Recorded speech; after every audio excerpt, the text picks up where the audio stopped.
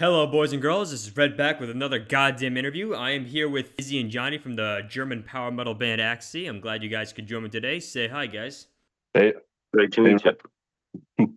So yeah, you guys are like like kind of like a power slash speed metal band, right? Is that like how would you describe your sound?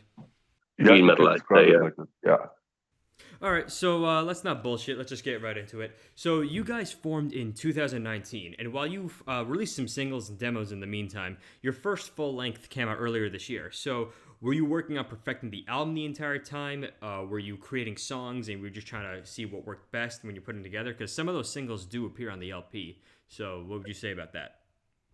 Yeah, we at first we took a lot of time to jam out, and test some things, getting the sound we wanted straight, and then our bassists changed in 2021, and so we had to find out how he's gonna put his stuff into the band and trying to re-record the singles we've released until then, Slicing Dreams and Ecstasy, and recorded Dead Witch together. And then after I think 1 or 2 years, we released Fatal Maze. Um, and at this point, we were really clear about how we wanted to sound.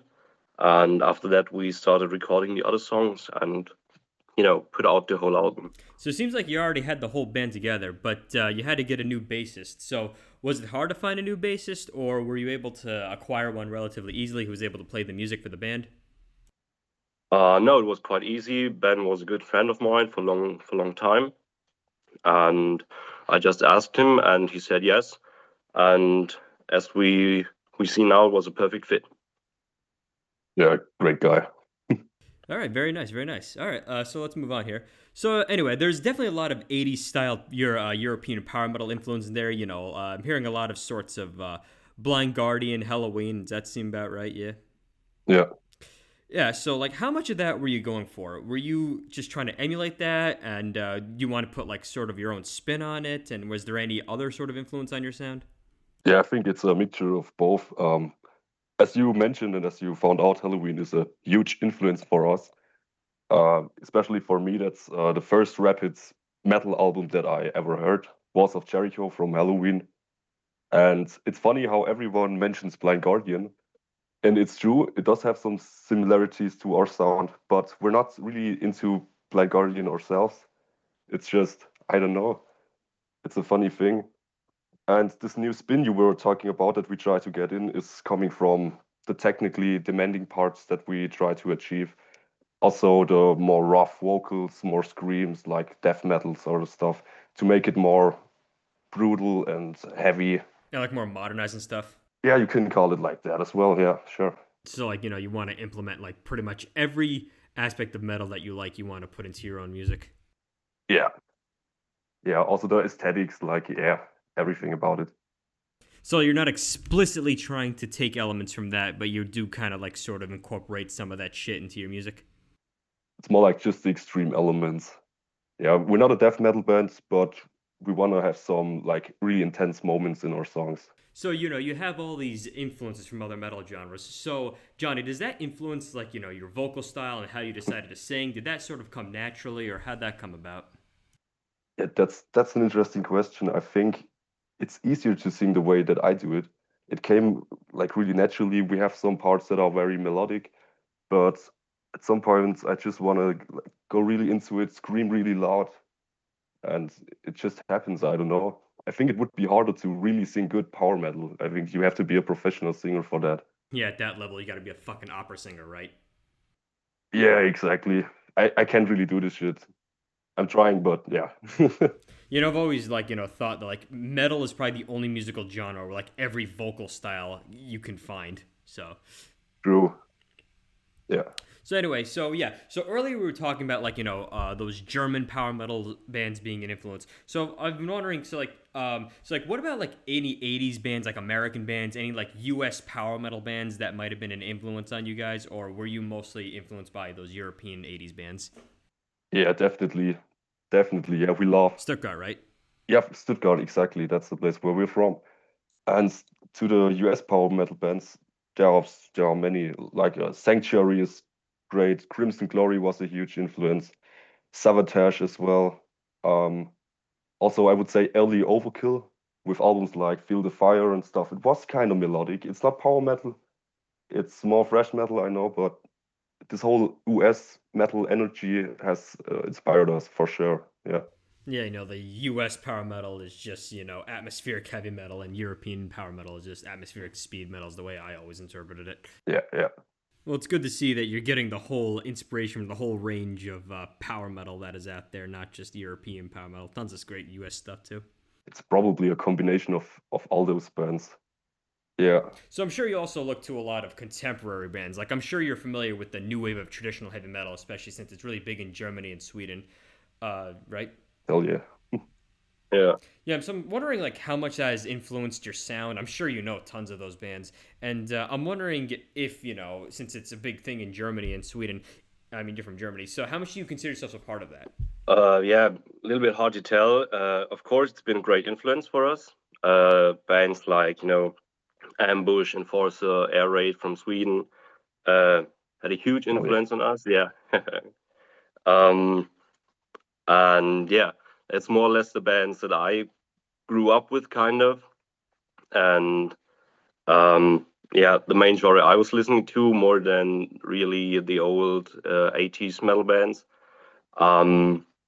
Also, Canadian bands like Cauldron or Skullfist that really, were pioneers in the new wave of traditional heavy metal scene.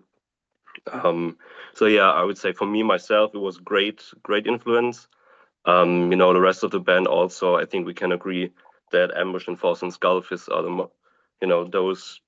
those three bands you can't get around. And yeah, for us, if we belong to the scene, I'd say yeah, somehow yeah, because all the young bands out there at the moment are kind of in that scene. But the traditional heavy metal part is kind of hard to access for us because we got these extreme elements that more or less separate us from that old school classic heavy metal part. I actually want to ask you guys, because like you kind of talked about it earlier. So I'm wondering if, you guys got into like modern metal first, and Yeah. that was more the influence, or if you guys look more, because like Johnny, you talk more about like those old school 80s, those 80s thrash metal bands, 80s power metal bands. I'm wondering which one got you into that first, which one Yeah. inspired you more. For me, it was first the classics like Metallica, Iron Maiden, Halloween, and all this stuff. And then later I discovered, oh, there are young bands that actually make the sound. Then I found about Enforcer, Death by Fire, first album I heard of them, and I was amazed that people are still doing this kind of music. And I think for Nick, for Fetch, my guy, he It was more or discovered. less the other way around. Yeah. Yeah. I started, Well, it's a pretty interesting dynamic. what? Excuse me. Well, I just think it's interesting how like Johnny got into 80s metal bands first, but you were into modern shit first.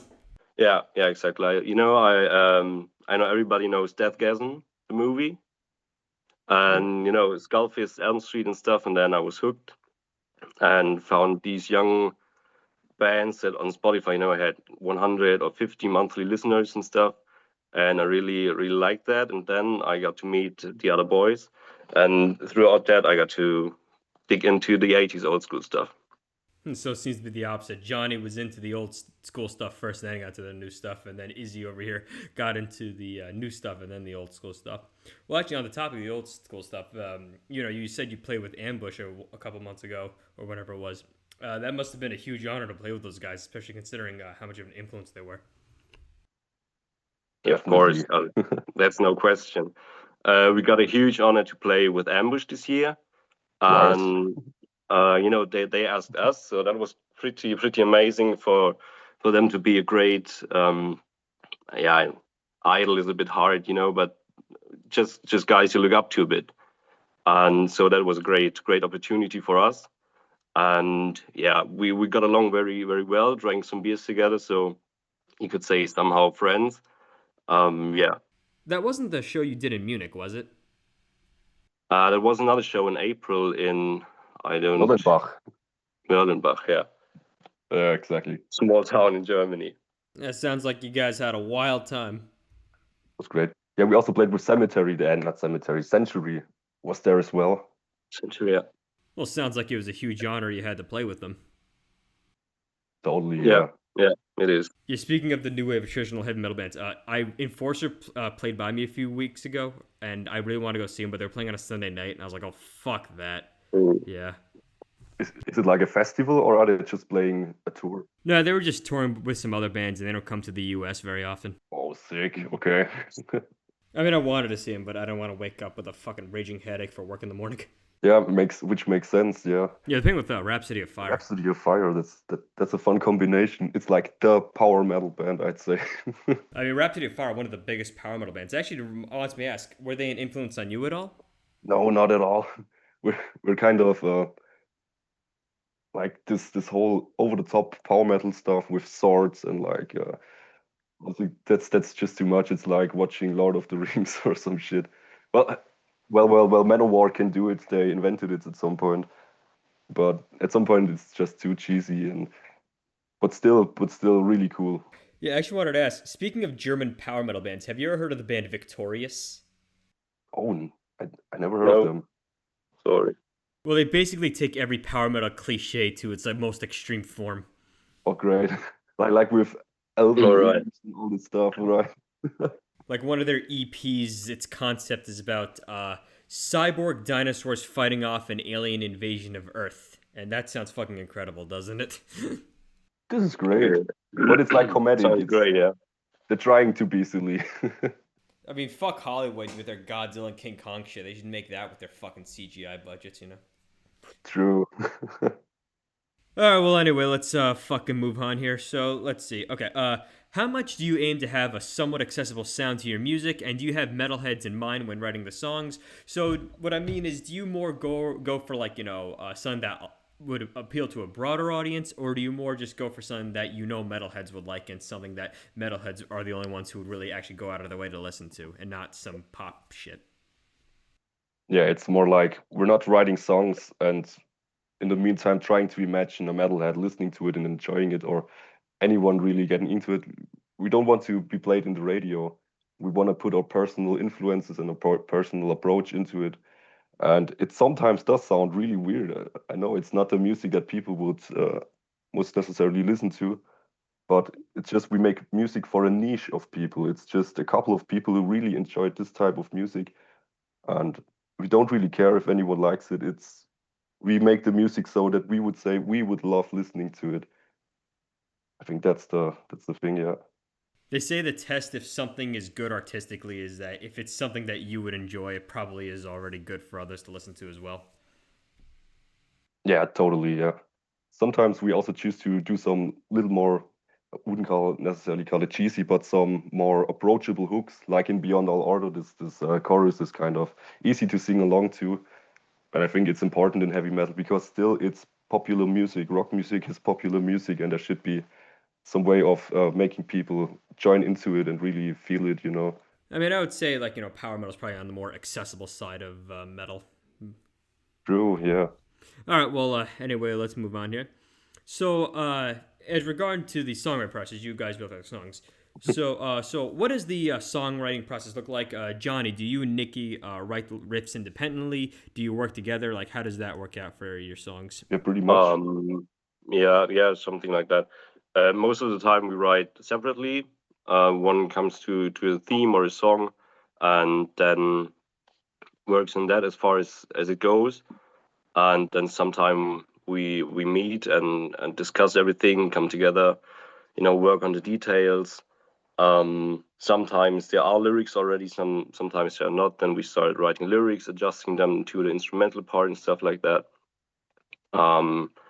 Yeah, and so everybody most of the time writes it separately, and then we come together and make it our song. So, do you guys like rent out studio space, or do you like do it in your houses or something? Yeah, The first album was mostly recorded in the attic, and right here. yeah, right there, where you just have minimal equipment and trying to make the best out of it. Yeah. Yeah, low budget. Was that? Low budget. I mean, I think the production sounds perfectly fine. Totally, yeah. But I think when I was listening to it, Thanks. I sort of felt like there was like this echoey atmosphere, and that's like trying to be reminiscent of like the '80s bands. Yeah, let's say it was intentional. Yeah, let's go with that. It sounded good. Thanks, dude. We got some critique for that, but I don't give a fuck. It's music. You can recognize it Yeah. as the stuff we wanted it to be. And the next album is gonna be better for sure. Yeah. Just the sound, just speaking about sound, yeah. Oh, did you already get started working on the next album already? Yeah, we started working on that right now. Yeah, so writing a few songs. So. So do you think it's gonna take about the same amount of time that the first album took, or maybe it's gonna be a bit faster this time? Phew, I Yeah. mean, the first album took 6 years. We plan to do that in shorter time, but don't really have a plan. Maybe 2027. Yeah, Probably, no. no way. So that makes me want to ask. So, like, Johnny, do you write most of the lyrics, or is like writing the lyrics kind of like a group effort? Like you all contribute, and then like you see, like what ones you want to do. Yeah, yeah. Most of the time we write the lyrics on our own. Sometimes we do it together, like that song Ecstasy of Murder was written in cooperation, for instance. But most of the time it's just me alone sitting there having a beer, writing lyrics, and I think Nick does it the same way. Yeah, And the themes we try to convey is basically anything that fucks with your mind or your conception of reality and all that stuff. Like recent fever dreams we had ourselves, associations with surreal paintings, like painters like Czislaw Bekinski, like really messed up things. Cosmic horror is important for us, like the Lovecraftian sort of style. Of course, also psychoanalytic theories and philosophy by real Freud, Jung, Nietzsche, Camus, all this sort of stuff. And often in our songs, it's a blending of all those different themes into just some, yeah, makes it hard to define what we're talking about, really, but it kind of approaches your mind in some way. yeah. Wink. So you mentioned drinking beer. Is use of narcotics very common when you're writing the lyrics and stuff? Yeah, pretty much. Also, weed sometimes Yeah. It helps. makes more fun. It makes more fun. Yeah, true. And you gotta remember, all the best music and all art was made by people who are high as fuck out of their minds, right? True. Yeah, that's not coming from anywhere. Yeah. You mentioned philosophy being a main source of inspiration for your lyrics. Are you like already interested in philosophy and you get your lyrics, or do you look for philosophy to get your lyrical themes and ideas? So what's the dynamic on that? Oh, it's both actually. I'm interested in it because it brings me inspiration, and also the other way around. And yeah, it's just something that I am really into, like old literature and art, and especially Lovecraft is something for me that is so much fun to read and like really dive into it and getting really scared about his ideas. This man was messed up, dude. He was a nut job, wasn't he? Yeah.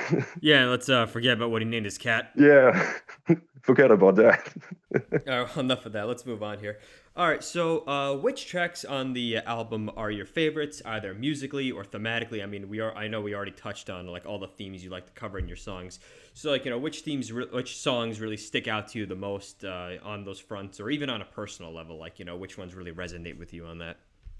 Yeah, we could divide it into songs that really stick out for us musically, but also on the artistic side, like with the lyrics, how you mentioned it. And to me, that musical song that stands out on the album or makes the most fun to me is that song "Fatal Maze." I wrote it when I was 15 or so with my previous band Shred Attack. We actually played it with different lyrics and also verse, not as good as now. Um, but this track is so versatile. You have the speed parts, you have black metal influences. It's melodic. It has some slow part. It has a clean part. Synthesizers were being used. We have this heavy build-ups and the harmonic solos, which are really fun.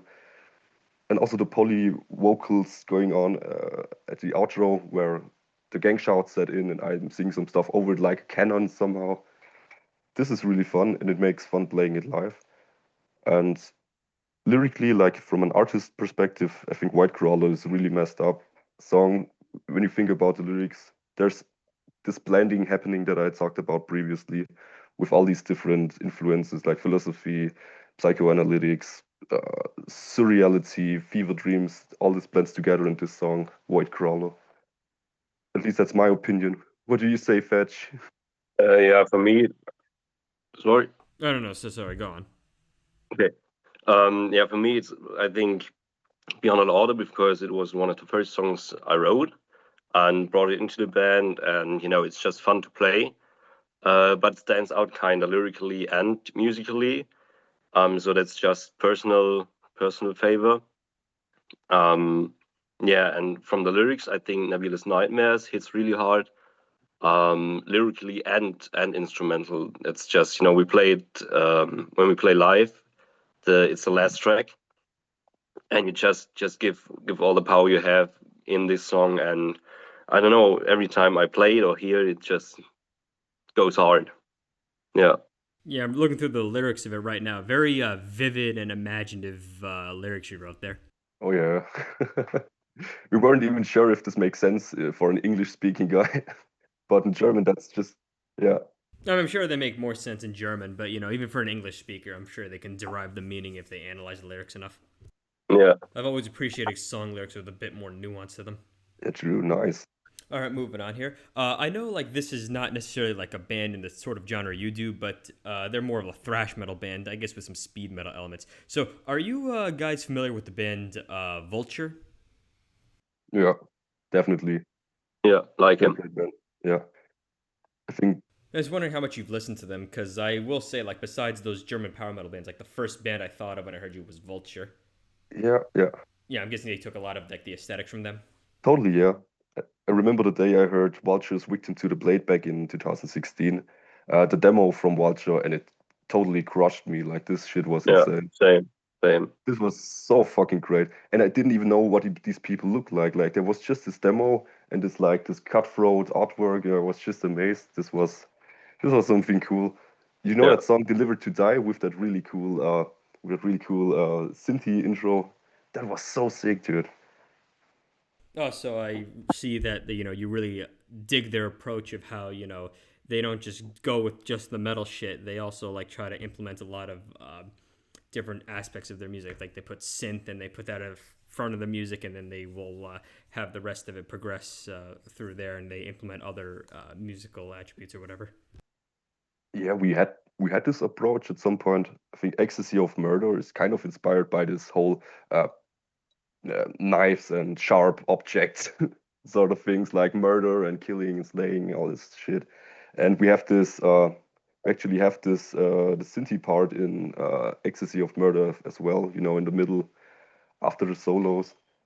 And just kind of influenced it. Like, we don't want to be a rip-off at all, but there was just something to it, yeah. Yeah, I think what we're also trying to do is Vulture creates an atmosphere with every song they make. You hear Vulture and you know it's Vulture because it's the sound and the style, and you got this atmosphere. And I think that's the part that we try to put in our stuff to create this atmosphere. Yeah. Not like we want to copy their gloomy sort of style, medieval killer things. We want to have our own sort of thing. It's still in the Yeah. progress, but I feel like we're going to have this as well. This would be great. Oh yeah, that reminds me. Did you listen to their new single, "Power Thrash"? Yeah, Power Fresh. Ah, shit, Sick. I The didn't music know. video was dope. Yeah. It's funny because I thought the single was pretty good, but I asked my friend about it, and like he thought like, "Oh, this is just a bunch of pizza thrash shit." And like, wait, what? Oh, really? That's interesting because Vulture is so much not this pizza fresh stuff. This video maybe. I understand where he's coming from, but it's just enjoyable. It's really cool piece of art. That's it. So it seems like you're influenced by a lot of modern thrash. So on the topic of that, have you guys heard of the band Division Speed? Oh hell yeah. The German division speed, right? Oh, is there Yeah, another one? we love these guys. No, no, no. But could be just making sure we be in the same band. They are awesome. They're bloody awesome. Oh yeah, they seem more local. They look like they put on some good live shows. I wonder if you've ever been to any of those. Yeah, they don't really play that many shows at all. Like even in Germany, if there's a Division Speed concert, you better go. You know, it's funny because like on their Spotify page, they're calling out people who think that they're like an NSBM band, and like that really pisses them off. And it's really funny because like they are like objectively not a Nazi band. What the fuck? They're from what I know, it's pretty anti-fascist. Yeah. Yeah, I think it's because they have a bit of black metal in there, but no one really reads the lyrics at all, do they? Yeah, that's so funny because they have this song where this guy is speaking German in front of it, like the sample. What he's actually saying is not like "Arr, Hitler and stuff. He's saying like there's the fascists, we need to destroy them like completely. That's what they're saying. And it sounds right winged if you don't understand the language, of course. It sounds like a Hitler speech, but it's not at all. This is bullshit. Well, you are aware that it's just easier to just assume things about the audio sample rather than actually, learn what it means. Yeah, yeah. All right, well, moving on here. So, Withering Tides, what does that title refer to? And the album cover looks like really cool. So, I'm wondering what the album cover is really supposed to be. It's got all those really details. It is a bit reminiscent of those early '80s metal bands. Thanks. The album cover is sort of a mixture of all the elements we got in the songs and on the album. You got the maze on that planet ball or what the fuck it is from Fatal Maze. And you got this face with 4 pupils, which is somehow a cosmic entity like Voidcrawler or stuff, and then overall you got the dreamy cosmic horror scene setting, which is just nebulous and kind of mystique. Yeah, that was the intention behind it, and we made it with Lauren Gornick. I think she's from the States. I don't know, Texas or something. I believe so, yeah. And she was really she took her time to make us feel great about it, and it was great working with her. It says here she is from Illinois. Illinois, yeah. Sorry. But States. True. Oh yeah, so did we get to why or how you got the name Withering Tides for the album? No, I did. Withering Tides, yeah. It was somehow of the Withering Tides of Space. Withering Tides of Space. Song title. It's just from that chaotic entropy in the universe. It all comes down, settles into just a quiet nothing. Sort of a nihilistic turn on that, and I think that was all about it.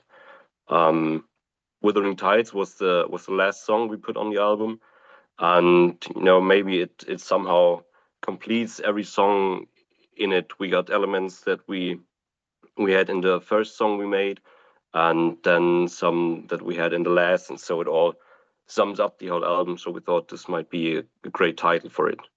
Oh, so you like combine everything? Yeah. Okay, we're back, and just where we left off, I'll just repeat the question. So let me just get it up over here. All right, hello again, boys and girls. Let's see. So Chris and Johnny, you guys were in a band called Shred Attack, which according to Metal Archives did traditional heavy metal. So what was that like? Was it similar to all the Axetasy? Because I can't even find a video. I can't even find the album on YouTube. Yeah, that's true. Shred Attack was the first metal project for me and my brother Chris. He's not there today. He would have tried to come here, but he's still on the road or something. That's a bummer, but anyways, I can talk for him as well. And Shred Attack was a basic melodic heavy metal band with some modern post touches. It kind of resembles even some stuff like Volbeat. Some people would say that, which I didn't like really, because I always was into some more old school stuff, heavy metal. Yeah, and we had this one self-titled album with 14 tracks. So it was called Shred Attack. It even had a song called Shred Attack. So Shred Attack, on Shred Attack, by Shred Attack. And it's not online anymore because the band broke up. And the former guitarist, he decided to use some of the songs live for his own band. And therefore this wouldn't work with them existing simultaneously. And right now I'm even having like hundreds of copies of this album laying in my attic. So, Red, if you're interested, I can send you a copy. Sure. How If much you're curious, just pay for the shipping and overseas shipping, send it right over. Overseas I think it's some so some really cool thing to have because it doesn't exist anymore. It's as rare as it gets. All right. I don't collect too many albums, but I would be glad to put that on my shelf.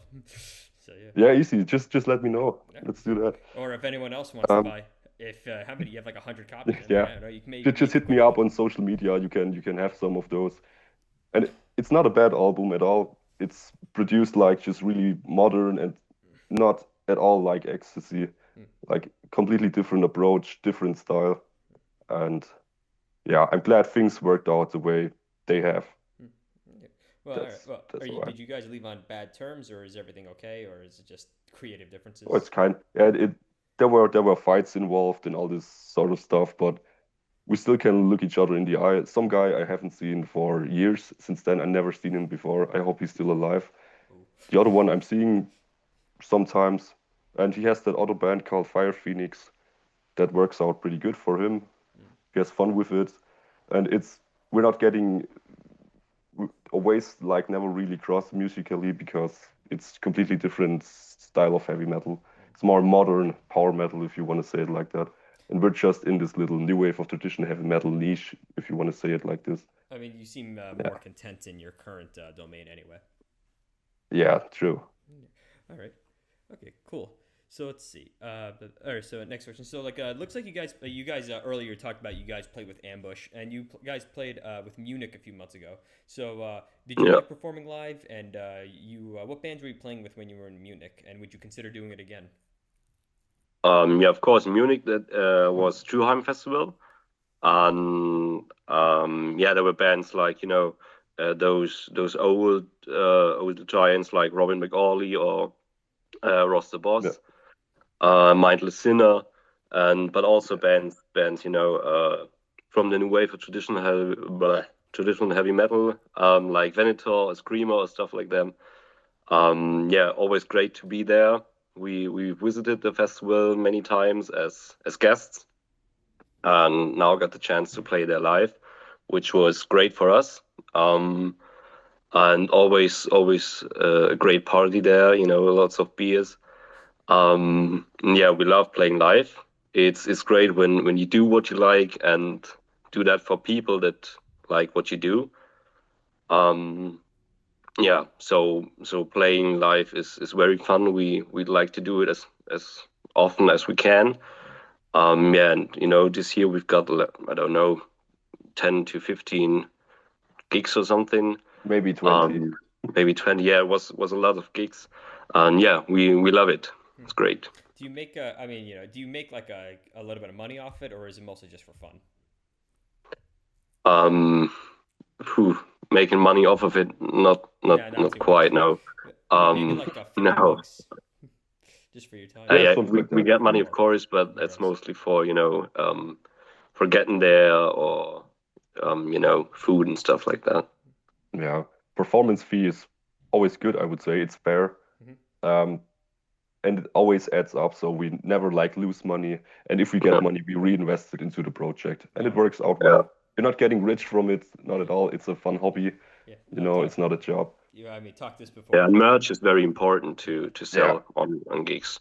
It's a great source of income, to sell shirts and the records and stuff. Yeah. Do you guys? I check. I mean, maybe I missed it, but I tried. I checked on your. Do you guys sell shirts? I would like to buy a shirt just so I can wear it, just so yeah, of people know course. I know Yeah, this we do. band. Yeah. All Right, right. just order a shirt on Bandcamp, and I will send a Shredder Tech CD with it. Oh, okay, that'd be great. Oh, it's on Nice. Bandcamp. All right. All right. Cool. So like you're at least breaking even with that. So that's good. Yeah. Yeah. Yeah. All right. So, all right, I guess we can. We're almost not here. Let's move on to the miscellaneous questions. This is questions I ask pretty much Nice. everyone who comes on my show. So, Yeah. do you listen to many genres of metal, or do you mostly stick with like the stuff that you work on and adjacent stuff? Oh, I want to start. I love so many subgenres from heavy metal. It's like the classic heavy power, speed, thrash, black and death metal. I always like this old school stuff. It just needs to be authentic for me, and I'm all the way in. I also like some modern stuff. There's some great deathcore bands that are kind of cool. Like Infinite Annihilator is fun to listen to. It's not exactly my style of music, but sometimes for exploring, I check out on this stuff as well. Um, But yeah, mostly it's old school, touched genres, as I said. Hmm. From everything from speed to doom is fine with me. Hmm. What about you, Izzy? Yeah, same with me. It kind of started like I don't with it's the same with many Avenged Sevenfold or Bullet for My Valentine or stuff like that, Great. which isn't that present now anymore. But there are also like bands, Children of Bodom I really like, or Ghost, which is popular and modern, but also kind of old schooly. So yeah, it's a wild mix. Hmm. Okay. Let's see. So like, well, which Ghost do you like? Like their first album, which is more traditional metal, or like a later Ghost, which is more pop? Well, people say it's pop. I think the first ones are really great, Hmm. and um, also the latest one is great. I think there were one or two in the middle that didn't stand out that much, but the first stuff is great, and the latest stuff also. Hmm. The last two albums were really good. Yeah. I wouldn't call it really like metal music. It's just not what it is. No, It's it's a but it's mixture cool. It's from really cool. from pop, rock, and some metal Yeah, stuff. yeah, not metal. Yeah, some metalheads have a hard time with the idea that there are other good genres of music other than metal. So, Yeah, true. it actually kind of relates to the next question. So this is a question I like to ask metalheads all the time. You have to. I'm sure you guys have heard the question. You have to bring 3 albums to a desert island. But here's the catch: you Hmm. can't bring anything that is either metal or metal adjacent. So you can't bring metal or hard rock or punk. You can bring rock, but it can't be like hard rock. So what albums are you bringing? Okay, I want to start. Mm-hmm. The first album I will bring for sure is The Seeds of Love from Tears for Fears. Mm-hmm. It's just an insanely good album. Perfect production. Everything is peak performance on this record. Really love it. The second one would be Etasi. I think it's called like that. It's a Russian album by the band Mosha Doma from Belarus, and it's some sort of electronic post-punk, like really depressive stuff, and it just has a cool vibe to it. I really like these guys. And also the last one would be a classic, maybe Toto 4, the one with Africa on it. Mm-hmm. It's a really solid album, Yeah. and Pop rock. time goes really fast when listening to this. So that would be my first choice for a lonely island in the sea. Lonely Island. Yeah. Yeah. No, I'm not judging. I'm just wondering because, like, like that's like I used to listen to those guys when I was a kid all the time when their stuff was on YouTube. What Yeah, was? Toto. Yeah. Oh, I thought you said. I thought you said Lonely Island. Yeah. Oh yeah. No, I thought the lonely island that I will go to, the desert islands. Oh, okay. That's what I meant. Oh, But there's okay. No. also a band called Lonely Island. Yeah, This is yeah, cool. I yeah. will check it out for Well, they were sure. like a they were like a comedy band or a comedy rap group. So they did a lot of Okay, stuff. Like, that's fun. Okay. I won't nerd out about it now. So, what about you, Izzy? For me, it would be introducing the hardline from Terence Trent D'Arby, former, now called, I think, Sananda Maitreya. Great album. It's like, Prince in the early days. And from time to time, I really liked listening to the record because, he got a voice and the precision in his voice, which is just great. And when you listen closely, you can hear him swallow, and everything that he put into the record is great. Um, then second, I'd say Chicago, um, the 17 album with Stay the Night and You're the Inspiration. That's just peak music. Um, and the last one is a new artist, Sophia Potanet from Germany. She's a Spanish-German singer, pop singer, songwriter, and she just combines some new wave of synth pop with kind of, operatic vocals, and that's kind of great. Yeah. Yeah, well, that's good. All right, good. Because like usually when I ask metalheads, sometimes they struggle with that question. So it's good to see you had answers for that. All right, so what are your favorite bands, either influences or not, and any deeper cut bands you think people should ought to check out? Oh yeah, there's a couple of bands that I'm really into. It's not like I have a handful of favorite bands, just bands that I really, really In like. general. In general, yeah. The first thing I want to say is Merciful Fate. Hmm. That's really important for me. Also, the King Diamond stuff. It's just discovered it when I was 14, and everybody was so pissed off by this music because of the high falsetto voice. And I just thought, this is my music. Nobody likes it but me. And then I figured out that this shit is just crazily It's so good. good. Yeah. Which album's your favorite? King Diamond or Merciful Fate? Both. Okay, let's say I was listening to don't break the Halloween. oath for Merciful Fate, I guess. King Diamond, it would be either them or Conspiracy. Yeah, I mean, Uh, I'm not saying those aren't yeah, great albums, but my favorite's always been Abigail. Maybe because that was the first one I listened to. But yeah, makes sense. the It's more I listen to great. Fatal Portrait and them, the more I realize, okay, maybe these actually are almost as good. I mean, it's King Diamond. It's Yeah, good. everything is great about this. What I find interesting about Fatal Portrait is that you really hear the transition from Merciful Fate to King Diamond at this point, Yeah. and it's just absolutely great music by insanely good musicians. You have Mickey D, Andy LaRock, who is my idol in some way. Andy LaRock, fucking beast. Yeah, and let's go on with the bands. There are some more. Bathory is sick. Querfen, also some kind of idol shit going on. Halloween, of course, I mentioned it. And there's also this German band called SDI, which somehow sounds like Sodom. You could say they sound like Sodom, but more goofy and faster and more punk Wait. Is it influences. like Tankard? No, no, not at all. Ah, yeah, SDI. Everyone should check out SDI. It's Because when you say goofy yeah, Teutonic thrash, I immediately think of Tankard. yeah. Tankard as well, also a great band. Yeah. And some US bands would be, of course, Midnight, Crimson Glory, and also this new band called Void from Lafayette, I guess. What are they called? Void, Warriot? Void. Okay, I'll check them out.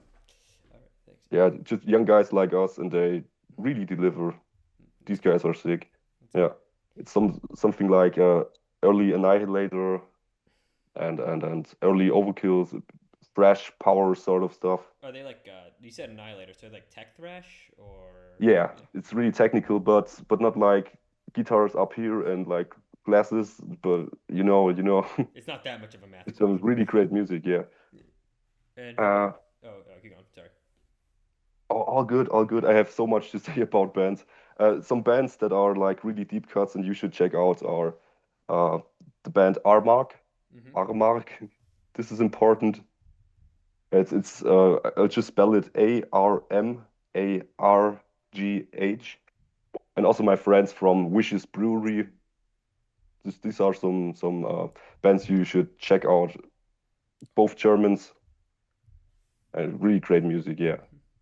Armagh, they're from So I'm done. Thanks for listening. no problem, man. I'll be sure to check that. Armagh, so they do black slash heavy metal. This is one from Poland. Yeah, I Just checking. guess so. All right, just checking. All right, cool. I'll have to check those out. And how about you, Izzy?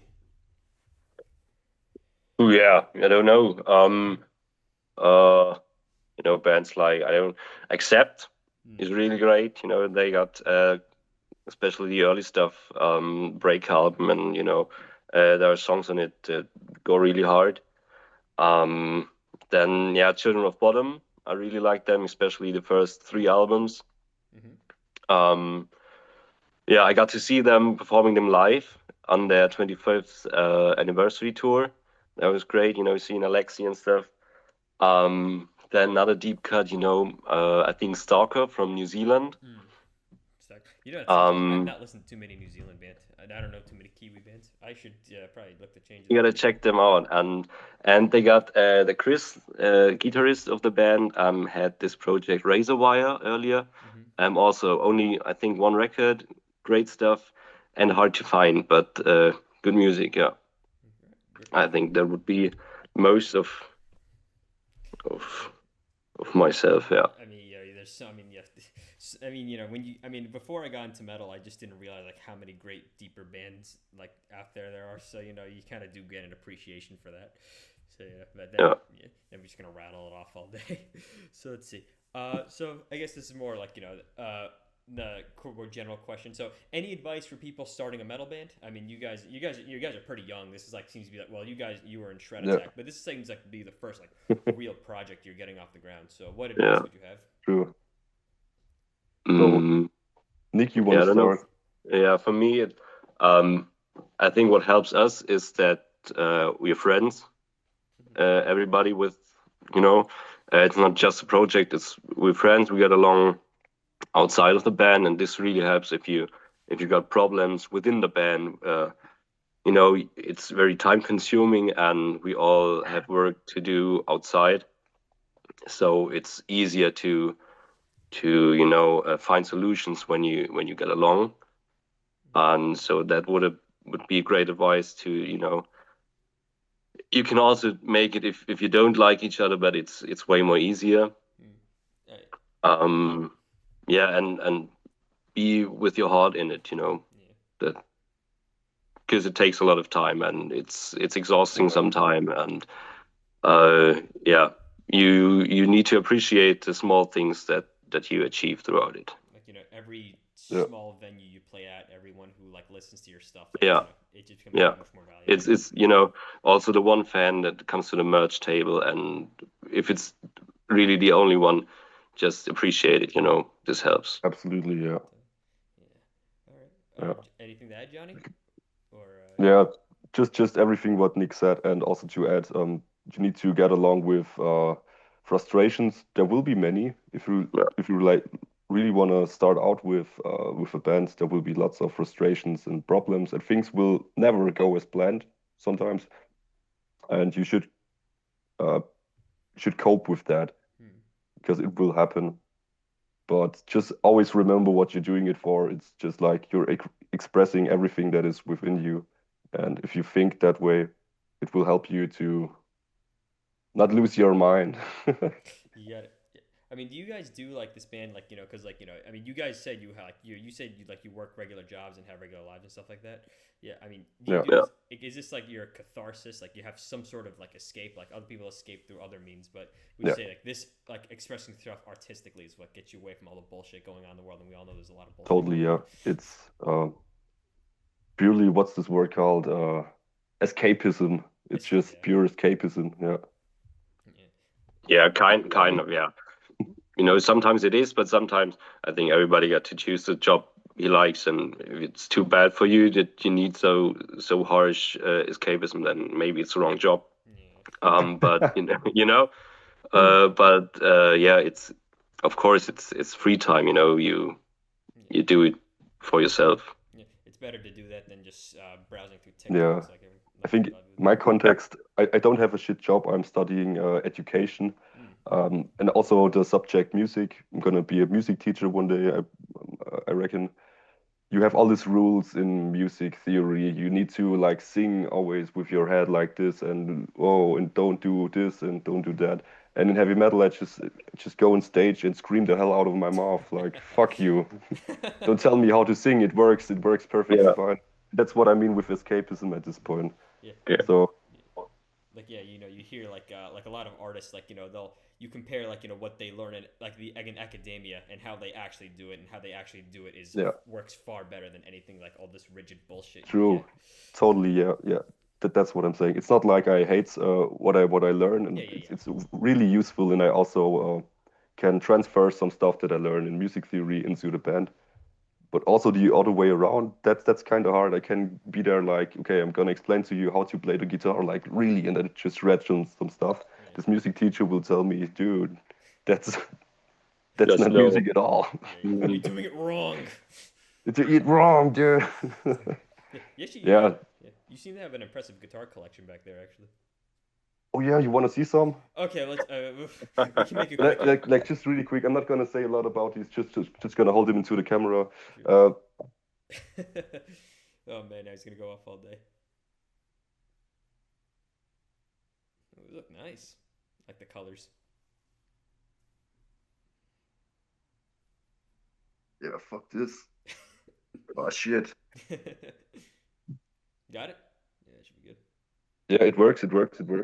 It's fucking headphones. See this? This is my my Fender Squier with some modifications and stuff. It's the guitar I'm using more frequently when playing live. This is a Kramer. I'm always using this as a backup guitar because it will never break, because there's nothing attached to it that can possibly break. It's great. Also here at BC Rich, I bought BC Rich Mockingbird. Um, and I will have to set up this one a little bit more. There's some things to be repaired, and I'm gonna play this one live as well. I'm really looking forward to it. Yeah, these are just three guitars that randomly lay around in here. But yeah, now you've seen them. Thanks. No Thanks for taking your time watching my guitars. problem. Izzy, do you Nice. have, Izzy, do you have a lot of guitars, or like they're just you only have one that you rely on? Phew, No, do you not have do you not have the kind of stuff can where there you be a lot of auction guitars just that I know? I got a white Jackson I mostly play with, and a black Jackson that lays in its case at the moment. And yeah, my first guitar was a Fender Strat, and yeah, they're not hanging or lying around at the moment. Yeah, but that's all. So not that much. All right, I mean, it's not. At least I mean, you use like each one for like specifically like one for playing live, one for making riffs, one for recording and stuff like that. Yeah, pretty much. Yeah. That Yeah. black guitar Nick has, it has a Floyd Rose, and that's why he likes playing it on the album and for recording. And the other one is just looking really insanely good. Really rad, yeah. Yeah, it's a Gus G signature guitar, I guess. Yeah. If you Yeah. want to look it up, it just looks so fucking rad. It's a great guitar. Also, really fits due to the color. Really fits here to my Squire. Yeah. Yeah, it's a cream Looks- white. Yeah, it looks nicotine white. I didn't know there was a white. This colors are shit Yeah. for everything. But I think I'm the gearhead here, and Nick just loves playing, and I'm always like, oh, let me see, or let me fix this, let me do that. Yeah, and I just turn the volume up and some Yeah. reverb, and that's all. You need one guy who's a nerd, and you need one guy who just like fuck it, let's just try whatever, so it works. Yeah, that's Yeah. awesome. Yeah. That's great. So let's see. We already have that. So musical plans for the near and distant future. You mentioned earlier that you're working on the next album. So near. Do you have any shows coming up? Maybe you might release an EP or some singles. Yeah, we got shows coming up this year, a few, and the next year is one big one in Poland. And yeah, but we said, okay, next year we don't do this much gigs because we're trying to record stuff and write stuff. And at the moment we're planning to record some snippets and going to release them next year. So there will be some new stuff out. Yeah, and then just writing and recording stuff. Yeah, cool. Yeah. Pretty standard. Nothing wrong with that. All right, cool. Yeah, there might be something coming this summer, coming summer. Yeah. Looking forward to that. All right, cool. Any closing words from you guys? Yeah, Red, thank you so much for inviting us here to your cool podcast. You delivered some really interesting and fun questions. We had a cool time talking to you. It was the first video podcast or interview we ever did. We never did a live That's right. interview before. You might have seen it in some aspects, but I don't care. It was so much fun. It was also fun, thanks- yeah. Thanks to everyone who turned in and listened to us yapping about our little project, Axetasy. And yeah, just wish you all a wonderful day. Cool. Yeah, have a good time. Yeah, thanks. I want to say you guys have been amazing. This has been a great podcast. I'm always glad to have you guys on. In fact, Thanks. something I'm planning. Likewise. This will be interview number 6. I still have to upload interview number 5. So this is going to be uploaded sometime next week. Of course, whoever's watching this will already have it. Will already be watching it. So yeah, see, I already got another notification. Meeting will have 10 minutes. So yeah, you guys been great. Maybe we can do like a follow-up interview in about 6 months to a year from now. See, once maybe both of us are a bit bigger. Yeah, of course. Yeah. Yeah, why not? Yeah, for sure. Yeah, every guest I've had so far has been great. So if I'm inviting you back on, that makes me. You guys were fantastic. All right, everyone else, I want to thank you all for tuning in. I'm going to upload this when I can. And thanks, everyone. You can fuck off now.